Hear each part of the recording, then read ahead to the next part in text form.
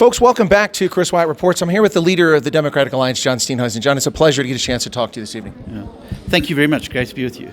It's, congratulations to you. You came up with an idea, your party, yourself, for this Moonshot PAC, which is translated into something quite substantive tonight.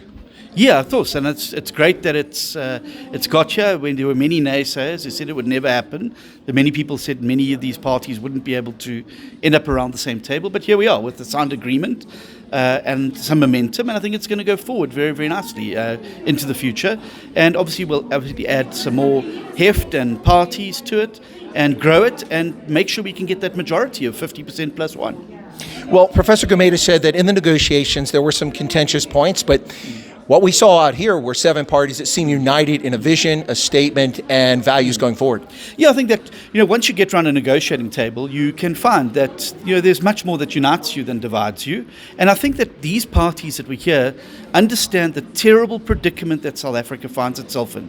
Highest unemployment, youth unemployment rates in the world, almost half our citizens without work, 30 million people living in poverty, 80-something people murdered every single day. This is a country in crisis, and I think that was felt by the parties, and the need to do something. Rather than squabbling over scraps and tearing chunks off each other, why don't we rather just unite and take the fight firmly to the ANC? Well, you've been very kind with your time, but let me wrap up with a question which I think is very apropos. If you're successful in this charter going forward next year and you're able to wrest control and your coalition rule South Africa going forward, you mentioned a couple of things. They mentioned it. You talked about merit-based deployment. Correct. And you talked about lifestyle audits for senior leaders. I imagine that you and your party and all the folks up there took this very seriously. Yes, of course. And not only do we take it seriously, we practice it where we govern. Alan Winde, the Premier of the Western Cape, is the only Premier who's conducted lifestyle audits of his cabinet, and they were made public.